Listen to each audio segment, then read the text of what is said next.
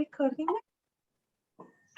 Hello, welcome to the 6th episode of our series of Zoomcast Business Pain, where we will be actually inviting experts to discuss various aspects of common business pains and what they are and how we can make them better. Hello, I am Maria Pombo. I am the founder and one of the consultants at Better Business at Hand. And today we are delighted to introduce you to our professional coach, mentor, and NLP and CBT practitioner, Adrian Doble. Sorry. Hi, Adrian. Welcome, and a huge thank you for making the time to talk to us. Really appreciate it. And I'm very sorry I got your surname wrong. It's Doble. My apologies for a Spanish accent. We both share a common background in the field of turnaround and of business distress and underperforming, but you have taken a different path in your career, and you are now working as a life coach, mentor, and it's incredible move. So what attracted you to work on that field now? Okay, well, first of all, good morning, everybody, and good morning, Maria. And you share something that only Google can get wrong on my name. So if anyone wants to Google my name, they'll see that not everybody gets it right, including Google. So you're forgiven, excused, and I find it quite funny because it happens to, there are select names that nobody can get right. So I'm Adrian Doble, and yes, I was a turnaround professional. I still do small turnarounds and businesses in distress. But what I'm not prepared to do anymore is travel the world, as I did for about 25 years. Mm. And over that period of time, I think it became obvious that I'd be doing this after I retired from the city. So we did a management buyout that became FRP, and I spent 5 years there, retired 8 years ago, and set up a coaching business in 2018. I did hundreds of hours of study around NLP that we'll come to later, I'm sure, and CBT, which is about our beliefs, and also hypnotherapy. So it's always intrigued me. And you know what is so similar to working with company directors? Because in distress situations, they're all fearful, and you can't go in with size 12 boots. You have to work with their emotional state at the time. And so there are a huge amount of similarities between companies that go through distress and people that go through, problems in their lives. So I think it was a natural transition, if that helps. Yeah, no, that's very helpful. Thank you, Adrian. I love hearing how we're both in our professional careers and we grow as persons, and that's quite you rightly point out is different. The transition hasn't been too dissimilar from distresses in companies to people. I think basically companies are people after all, isn't it? So there is no dissimilarity between the what happens to a company as well as what happens to people. So, but it's I love that you are in mentoring in now, and in your website you work with the client, and it's all about the client as a person, or you, as you call it. So you dedicate yourself to the client. So tell me more about your practice and how, what's it like mentoring executive business leaders and owners? Is that something that, you found it to as well rewarding as people? We've all suffered loneliness, right?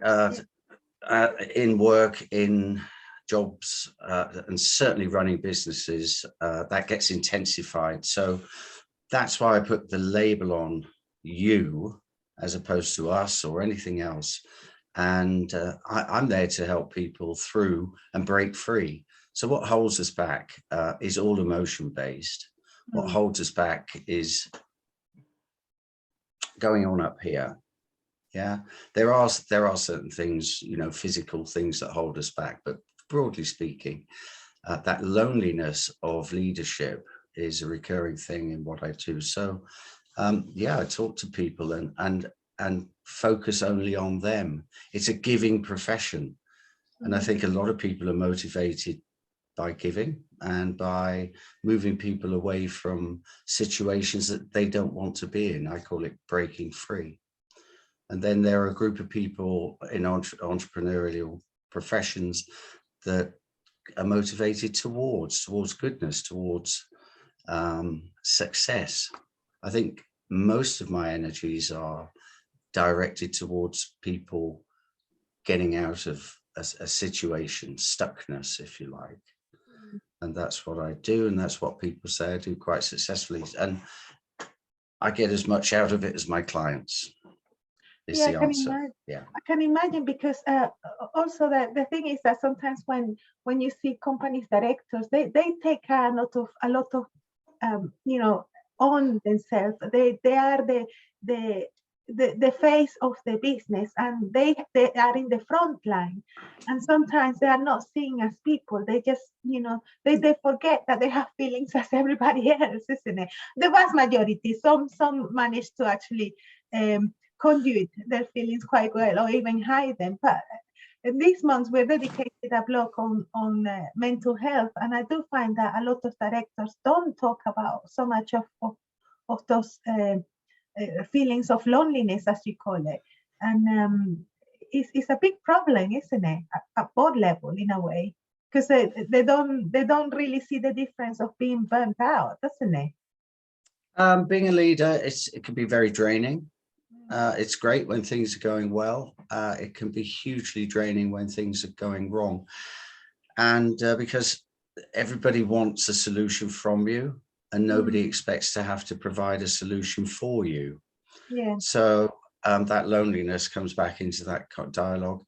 What, you know, you're there as the boss, and everybody's looking to you for solutions.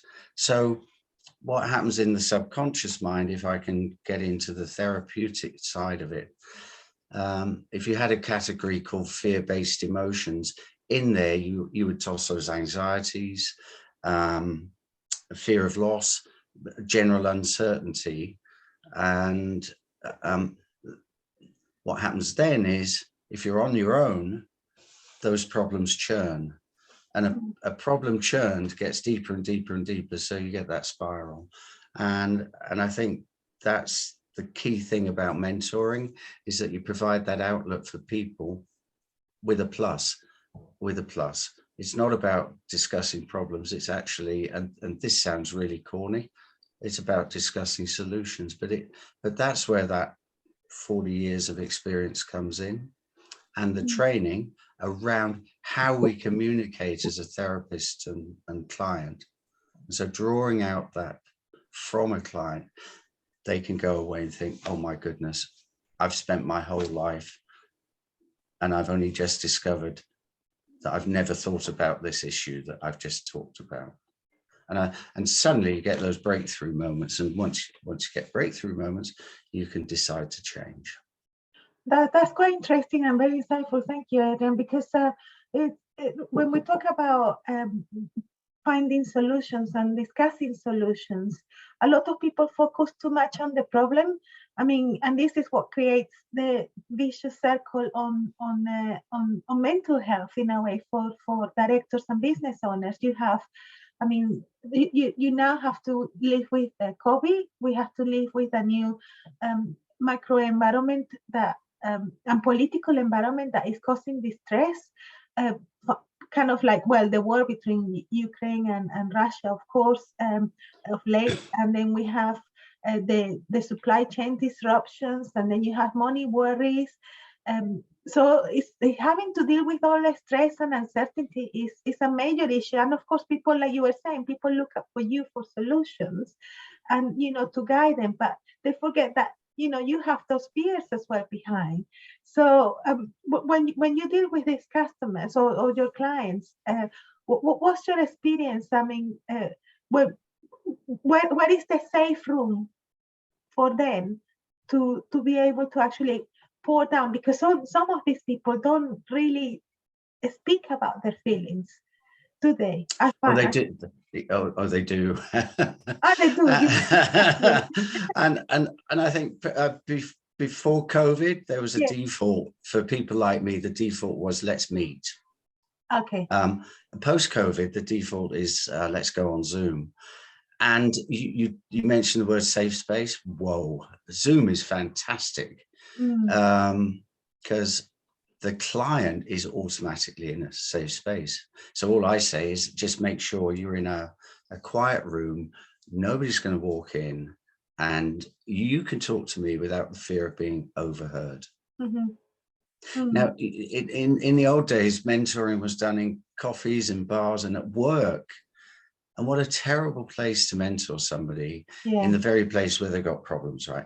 So this new age of what we're doing now is amazing because you can assess very quickly where a client is stuck and where we need to work just by some, there are questioning techniques. We all know about these things and how we see and feel and hear the world going around us. Coaching is about being trained in those techniques of drawing out the emotional side, getting rid of the limiting beliefs, and transplanting some emotional and empowering beliefs. It's been going on in elite coaching with sports people for decades, and the power of Zoom has brought it into the small business arena, which is, I think there's a huge opportunity for people like me. Oh, I think it's a quite interesting point that you raised there, because it's like you were saying, mentoring people in the work environment where the pressures are, it's difficult to open up. And I found that they struggle sometimes to seek help. So having that space area of okay, I'm at home now, I can actually, I'm in my own surroundings, so I can actually have that phone call. And but do you find that it's easier for for people in high performance job, like professionals, directors, or non-executive directors that are kind of in a very pressurized environment? Do you find them that they are more harder to approach for them to look for help, or are they yes? Yeah, I have a saying. I think mental health crossed the corridor during COVID, because very senior business leaders were exposed to the same stresses that small business leaders were exposed to. They had to work from home. Their staff had to work from home. Again, pre-COVID, working from home, there was a bit of a stigma about that and a bit of mistrust. What are they up to? And suddenly, across the corridor, and mental health crossed the corridor from being a sort of HR function that really didn't, get to the boardroom agenda, to senior business leaders really feeling the pain of that loneliness. And that goes right down the spectrum. So my sweet spot is not the chairman of BP, by the way. My sweet spot are the people listening to this call. That's where I pitched my tent. I even mentor students, sons and daughters of business leaders that introduced me, issues around career planning, issues around their values, matching values with what they want to do. And then, all sorts in between. I have a politician on my books, and, these are all people with very similar problems. And it doesn't really matter. What I don't do is get into that corporate market where there's a lot of money in it, but where it's sort of going through the motions. I really want to spend my 60s and going forward in changing people, helping people to change for the benefit of their societies, their families, and their small businesses, and ultimately them. Yeah, no, I share those same values, Adrian, because it's, I mean, to tell you the truth, the same problems that big corporations suffer. So that's the smaller business, even the micro businesses. And we have a saying in Spanish, the smaller the village, the bigger the hell.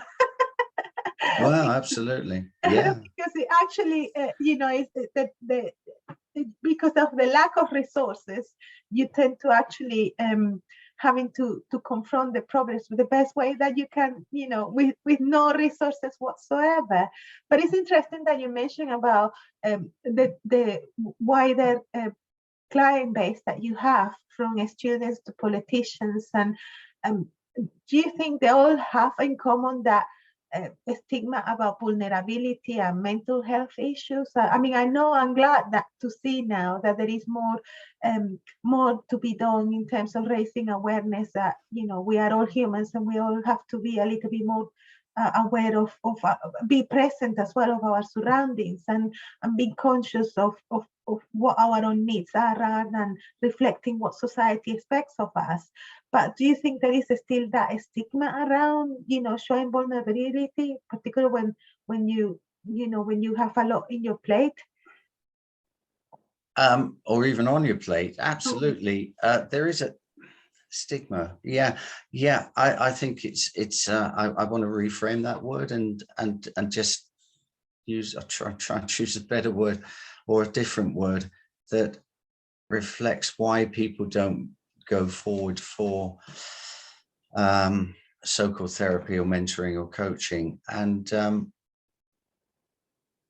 I think the block that holds a lot of people back is possibly that they feel that it's their job to sort their own problems out and other people's. But I would say this: we are all, everybody on this planet, a product of our past. And it doesn't matter whether you're a high-powered business leader or a student looking for work, or anybody in between running a business with all those pressures. The things that motivate, the things that impact on our performance day to day come from our past. So in women, I see I've coached so many women, and so many of them talk about their mums holding them back when they were young. They could never, whatever they did, it was never right. And these become learned behaviors. And what happens in an individual that, from the age of sort of 4 to 10, you can never do anything right. And that becomes stuckness. There's even a German word for it, a Gestalt, a state of being. And we take these through our formative teen years, and hopefully we find people at school that can help us, good teachers, that sort of stuff. But without that, you move into adulthood with those childhood beliefs. And it's no different for men. And, you've got from abuse to just things that happened, events that happened that actually shape us for decades to come. So I pick up a new client, and we start talking about these things. And that comes back to safe space. When it's online, it's so much easier and impossible in a Starbucks cafe, right? So you can really get into what formed us, what made us, and better, how does that apply to the problem you've got? Yeah. 9 times out of 10, it will come out of anger, fear, sadness, guilt, maybe loss. And those emotions, guilt, they really hold people back from moving forward. And they don't, until you get to why they're feeling that way or angry about something. And that's where the hypnotherapy comes in, because with light trance work, and this might seem spooky because a lot of people misunderstand hypnotherapy. They think it's a click of the fingers and a swinging watch. It isn't. But with light trance work, you can actually go back and adjust the way people felt in their past. That's very insightful and kind of profound as well, because when you think about, well, what you mentioned is that learned behaviors from early childhood, that is, that holds people back. I know that because I have gone myself through coaching and going through coaching. Well, I started on a physical level. It became more of a kind of both mental and establishing new behaviors, new habits as well. So it's I as a patient myself, I understand the process, and you understand as well how difficult it is when you have learned behaviors in the past from your childhood, and those behaviors become beliefs.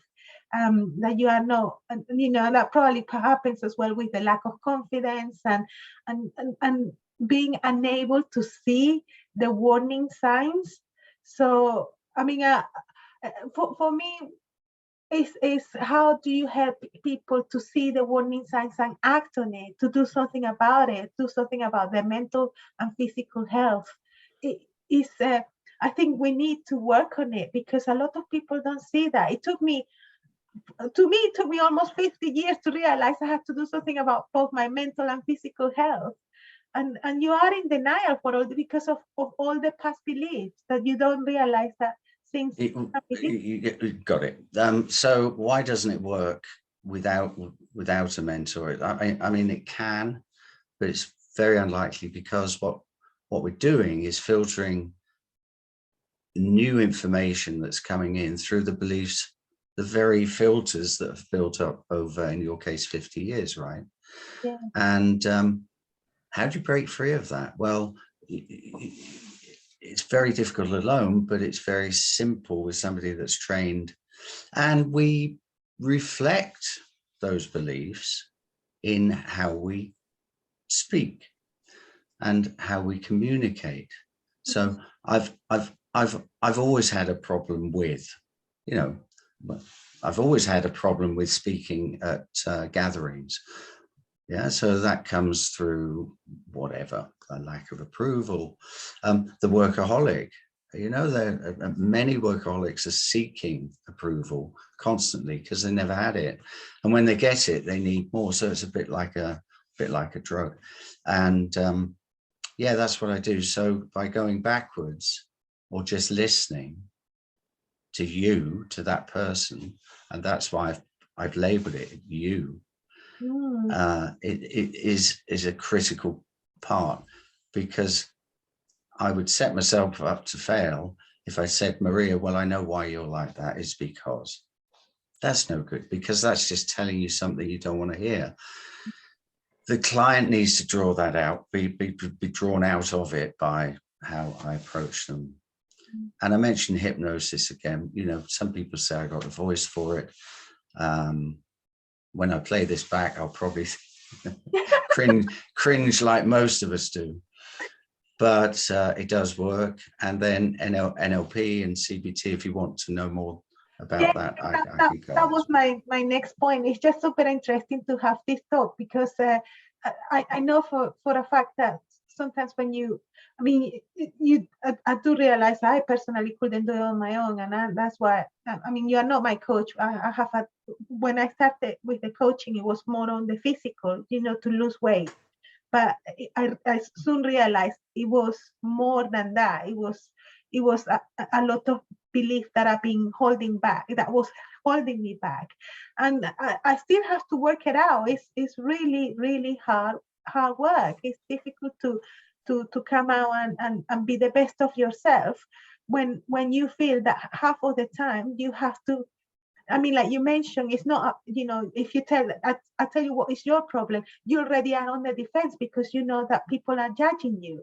And that's right. And you'll automatically put yourself a curtain to shield yourself from what people are saying about you. And it's a vicious circle. It's just, but obviously it is up to me to break that power. I mustn't give that person the power. So I know that now how to deal with those things. Well, just about. But it's constantly, everybody. I notice now that I'm more aware of these things, I notice people way, like you right, is how we talk to us, to our own self, isn't it? And it's quite interesting because you use hypnotherapy and you use as well NLP and CBT techniques. And this is what I wanted to ask you. What, I mean, a lot of people don't know what they stand for, the acronyms they stand for, and what do they mean? How do you help your clients with those two techniques? Yeah.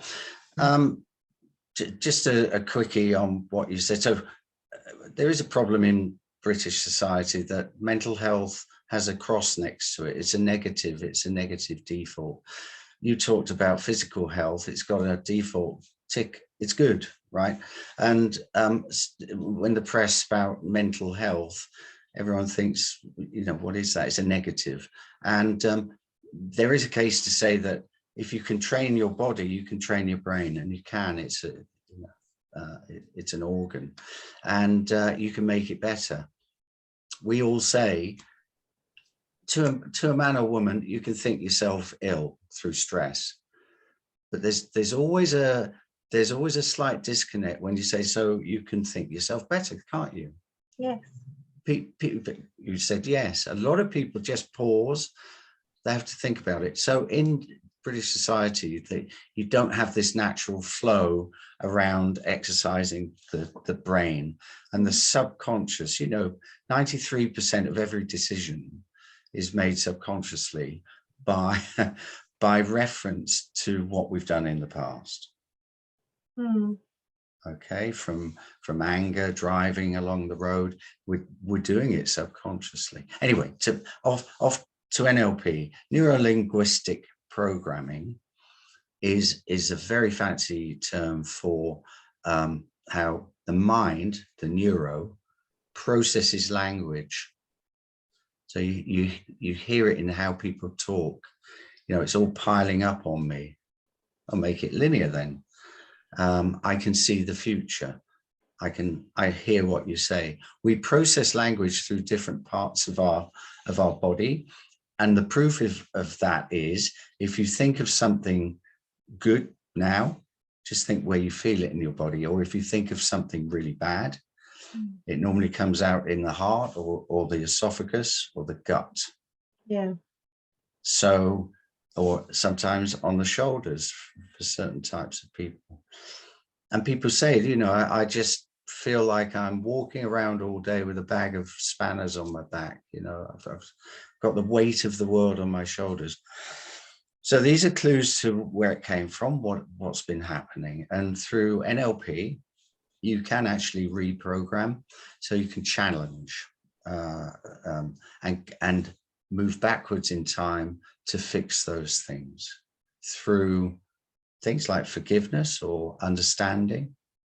You know, I've got clients that when they were very small were traumatized by one event. So you get a random response to one event that follows them through their whole life and gets reinforced and reinforced. You go back to that event, release, and wow, it's gone. Okay, so that's NLP. CBT is around our cognitive, our understanding of behaviors, and it's cognitive behavior therapy. So it really is strong on limiting beliefs and turning limiting beliefs into empowering beliefs. So in that field, you can really start to get people feeling confident, challenging the bully inside their head that's been maybe bullying them for 30 years, and turning it into a friend so that it can walk forward with you. Now, these might sound spooky, but they're far better because they're solution-based, far better than what our NHS does, bless them, which is gives us labels. Well, you've got anxiety. That's the last thing you need to tell somebody. You know, clients come to me, my doctor told me 7 years ago, and they're now living the label. Vulnerable is another word that came out of COVID that we didn't routinely use. Pre-diabetic. Well, I'm pre-diabetic, and therefore I am. And a lot of people that are told it don't do the logical thing and lose weight. They actually move forward just knowing they're pre-diabetic, so they get trapped in the diagnosis. Yes. And I'm not a great fan of the other ones like bipolar and these spectrums. We're all on a spectrum somewhere. So these techniques, NLP and CBT, are absolutely focused not on diagnosis, but helping people get from where they are to where they want to go. So I only work with ambitious people. I try and avoid the victim syndrome. And that's why I always give a first free consultation so that they can decide whether they really do want to break free. Because there are people that enjoy the drama of the misery. It's Monday morning, but it's true. But the vast majority of people are really geared to moving forward in life. That's what created us, isn't it, as people? And that's how humanity forges its path forward. And they actually want to do good. Mm. We are basically good people. Yeah. And if I can bring a touch of learning and coaching and mentoring to those people to allow them to become that goodness that they want to show, wow, that's why I'm here. And that's why I don't do the top end, because it's so corporate. But I do the mid-market and smaller business market now, and I really enjoy it. Yeah, me too. I small, but I mean, obviously it's the same, because we're all people across, isn't it? Even if you are at a large corporate, they still need the same help as the small business owners, don't they? Yeah. So what's my blockage? Yeah. I have a blockage. What you just said is absolutely right. So what holds me back? I know what holds me back. I don't want the bureaucracy of it. At 65 years of age, I'd prefer to just turn this Zoom on and say, look, no forms, no credit cards, no. We're going to have a chat, see if we get on, and I'll see you tomorrow. And you can, then people pay me afterwards. Yeah, I'm not. Yeah, thanks for challenging my belief. It's helped me. Yeah, no, it's incredible, because at the end of the day, when you're really good at spotting the labels, I learned. I didn't realize about the labels until much later as well. And when I was in the process of, well, I have been in this coaching program myself for at least since 2020, so nearly 2 years in November. And labeling, it was something that I learned as well. And it was something that it strikes me, because yes, you're right. You tend to actually, the moment that you have the diagnosis, then that's it. You automatically, that's you define by labels, and it's so wrong, because you are not what people tell you, or even professionals in the medical sector will say you are morbidly obese, and therefore you will be morbidly obese for the rest of your life. And you hit the nail absolutely on the head. And when it happens to a 6-year-old, it's really debilitating. Yeah. To be told by a parent or a teacher that you'll never be successful. Because what they don't hear is you'll never be successful unless you work hard. Well, that can go in, and you can become very successful. Most people just hear the first bit, and if you only hear the first bit, whoa, that one sentence, that can actually change. And it's quite, and it forms us, and it forms us. So the change comes later in life. And I can say one thing with absolute confidence: everybody listening in, me, you, all our parents have these frailties, and they came from their frail parents. And that's why these values live on in families. Just like his father, he's just like his father.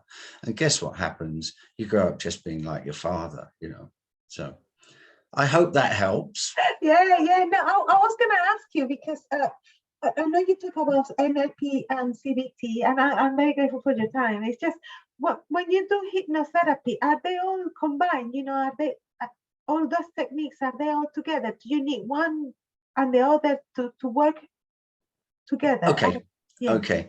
I'm always at a crossroads. Do I advertise hypnosis? Because people relate it to stage hypnosis, so it's nothing like that. Yeah. It's a light trance work where the client is totally in control. Some really come to me because they want that. Others say, I'm okay with what we're doing. But there is something called conversational hypnosis. And that, yes, so that's going on all the time with people in conversations. And there is a technique to that. So if you can scramble the mind, it opens it to suggestion. So I do use that with clients. That's interesting, isn't it? Yeah. And it's very powerful because you can take a problem from the past and put it into the future as something to conquer together. Yeah, I could give you some examples, but this probably isn't the right forum. But it is very powerful. Oh, it's interesting to hear. I never heard of conversational hypnotherapy, but I mean, it sounds something worth checking as well, isn't it? But what would you, I know I'm taking a lot of your time and I really appreciate your time, Adrian, really do. What would be your word of wisdom that you would like to share to those wanting to deal with this, to better improve their life and come out of the stress, or looking at least at the warning signs when they are feeling burnout? Yes, absolutely. There's one word: talk. And the reason it doesn't always work with families and parents is because there's a lot of baggage around the relationships. So you talk to your mum or your dad and they say, well, you've always been like this. So it doesn't really help. Talk to an independent. Stress is a really lonely place to be. And simply by having half an hour or an hour with somebody trained in releasing that stress and allowing a person to come out of it and into the light on the other side, as a bit of conversational hypnosis, is absolutely, because it's a metaphor, and it allows somebody to visualize what the dark looks like and what the light looks like, and it gives them the opportunity then to move forward instead of sitting in the past. So these things are very important: language, behaviors, beliefs, background, and setting up some goals where we can achieve. But you only get there by talking. It's really almost impossible to do it in the dark room on your own.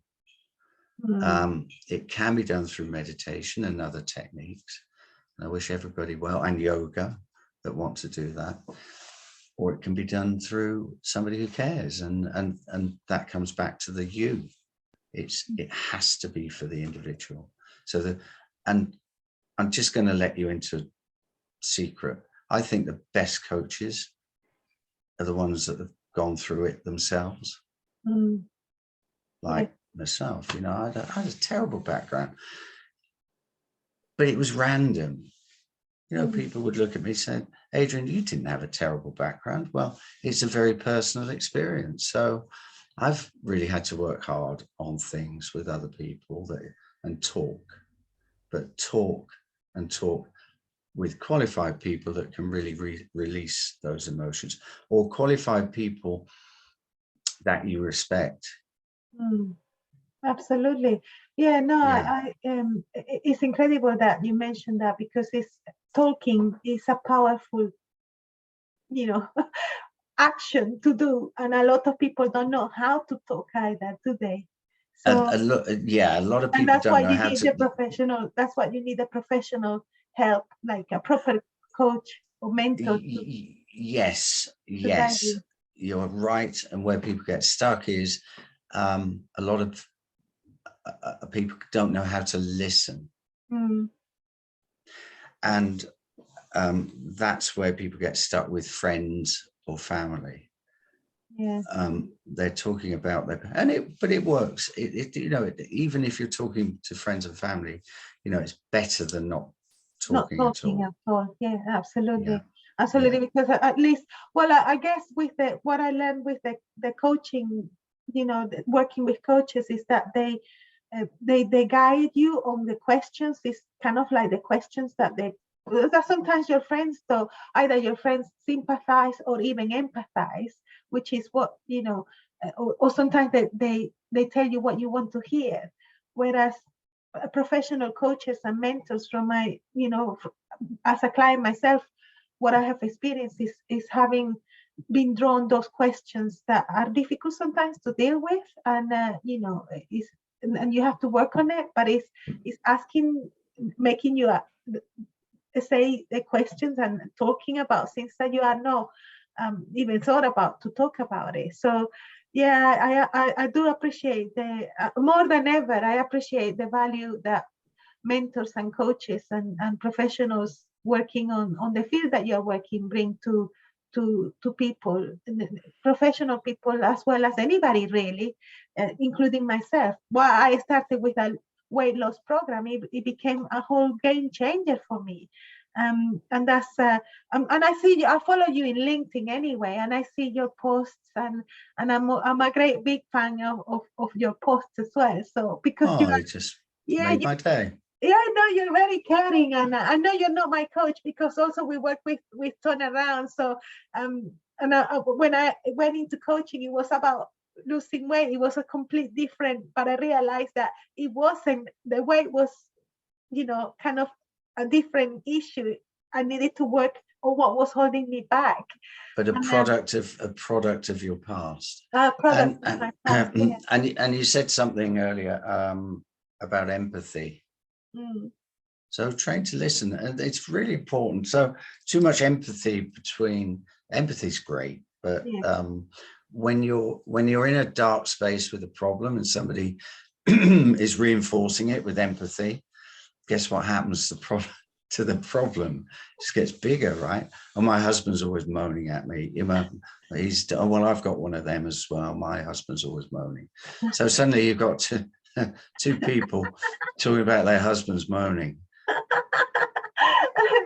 It's a bigger problem. Absolutely.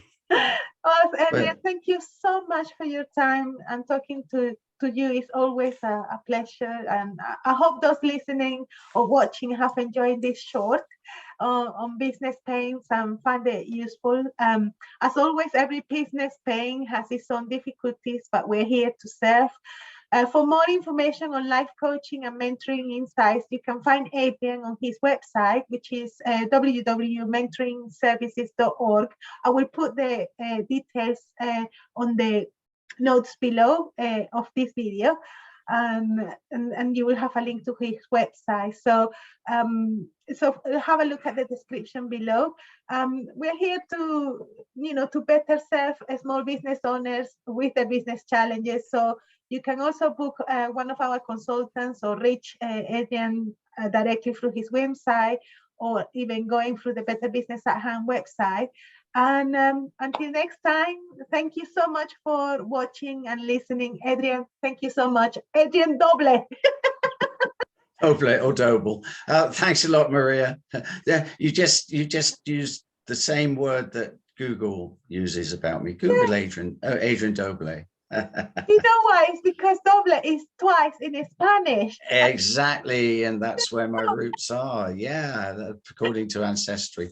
Thank you very much, Maria, and thank you, everybody, for listening. Thank you. Take care. Bye. Bye. I'm just gonna stop the recording now.